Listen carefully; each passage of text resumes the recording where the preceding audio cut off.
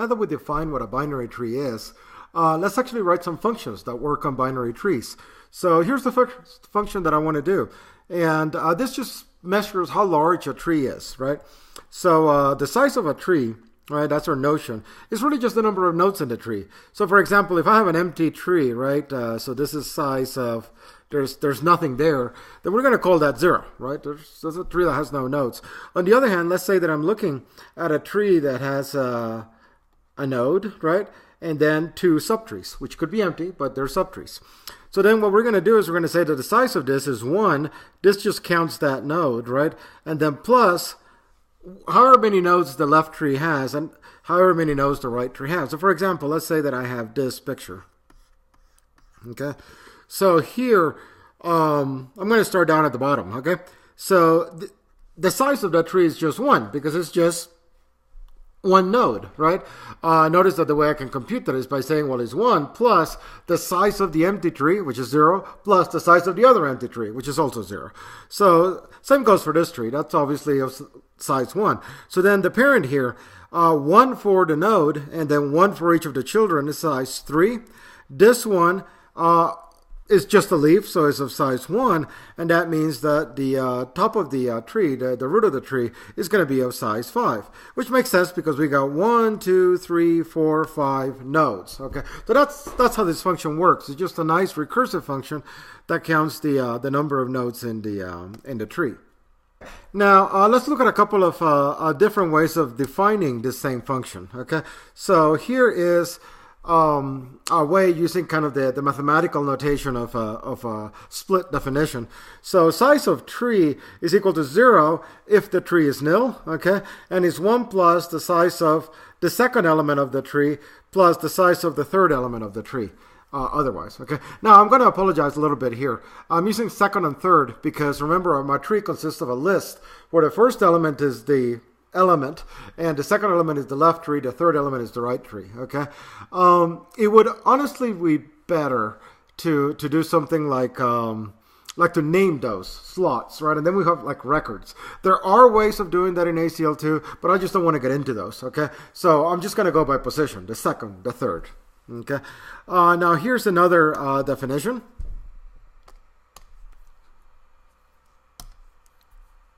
Okay, and this is the actual ACL2 code.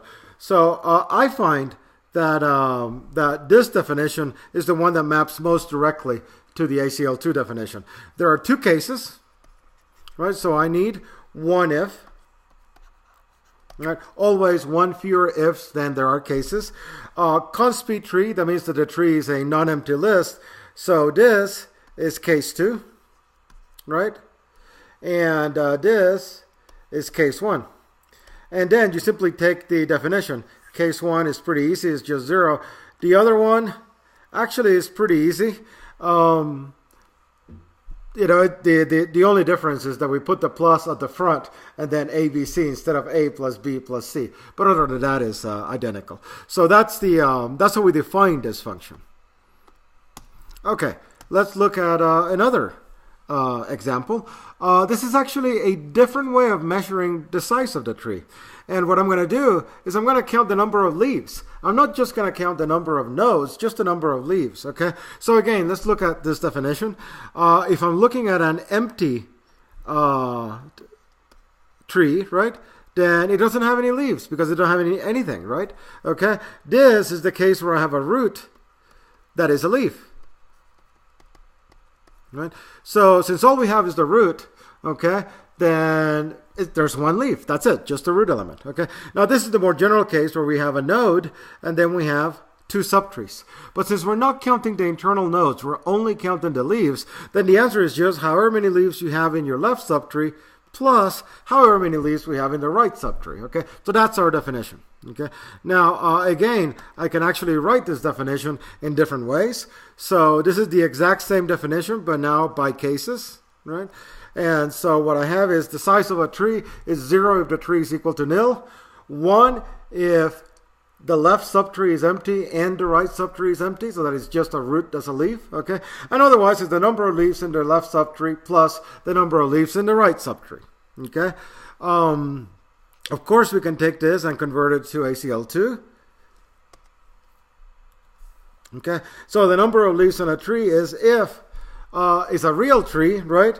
So, well, actually, first of all, let me just point this out. There are 3 cases, okay, which means that I'm going to need 2 if statements. So this is 1 if statement, 2 if statements, 2 ifs. Always 1 fewer than the number of cases, right? So the first thing that we checked is this a non-empty list? And if it isn't, then right here we have case 3. Okay, done, right? Otherwise, then we need to be able to split between case 2 and case 1. And I'm sorry, that's case 1. Okay, I need to be able to tell the difference between case 2 and case 3. And the way that I do that is by checking to see whether the node that I'm looking at is a leaf or not, right?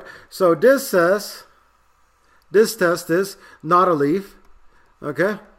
Because either the left subtree is real or the right subtree is real, in which case I have, and then this is the definition for case 3, right? And if it actually was a leaf, the else case, then that is case 2. Okay, so that's the way we always translate the case analysis definition to ACL2. You just need a couple of if statements and then put in the right-hand side for the appropriate function. So this time what I'm going to do is I'm going to count the height of the tree, which is the maximum number of steps I got to take from the root to a leaf. Okay, so if there is nothing, right? I mean, if the root is, I mean, if there is no root, right, then we're going to say that the height of the tree is 0. Okay, so this is just a case where, you know, I don't even have a root. Okay. On the other hand, if what I have is a root that happens to be a leaf, then I can get to the leaves in 0 steps. I'm already there, right? If I'm at the root, I can get to a leaf in 0 steps. This is a little discomforting, okay, that the empty tree has the same size as a tree that actually has something in it, okay? That's what I mean by thinking about what we want the definition of things to be, right? So in this case, we decided that the empty tree was a tree, right? We may have to rethink that later, okay? I don't know. I'm feeling a little queasy about this result, that the height of an empty tree is 0, okay?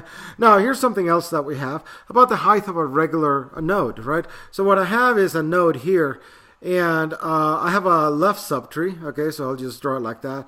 And I have a right subtree. I'll draw it like that, okay? So the question is, how many steps do I need to take to get to a leaf? And what I can do is I can take 1 step here, that's 1, and then whatever I need to get here, so plus the height of the left, okay? And or I can take 1 step plus the height of the right, okay? And I want the maximum number of steps that it takes, okay, to get to a leaf. So I'm going to take the maximum of, basically the maximum of those 2 possibilities, but I can kind of factor the 1 out. So it's 1 plus the maximum height of the left and the right, okay? By the way, suppose that the left was an empty tree.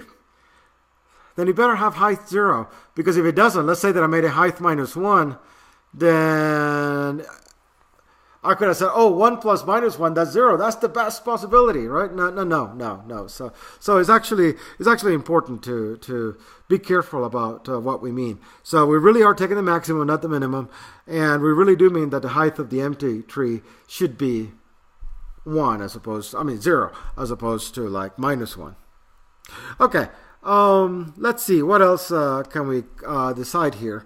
As usual, we're just going to translate this to the cases, right? So a tree is size 0 if it's nil, or if it doesn't have any children, and is 1 plus the max if it does have children, okay? And we have 3 cases. That means we need 2 if statements, right? We check to see if it's a non-empty list. If it isn't a non-empty list, then we are in case 1, okay? If it does have something in it, then it could be case 2 or 3. And the way that I find out is I ask, is it a leaf? Right? And if it is, then yes, it's a leaf, so we'll take case 2. Otherwise, we'll take case 3, right? Okay, so that's how this works, and it's kind of It's kind of nice because it follows the structure of the inductive definition, just like we did for lists, right? So when you write a program that works in lists, it always kind of looks the same. Do something to the first element, and then do something to the remainder of the list. When you're working with trees, again, it works the same way. Do something to the element, and then do something to the left subtree, and then do something to the right subtree. Okay, so we follow that kind of inductive definition. Okay, all right.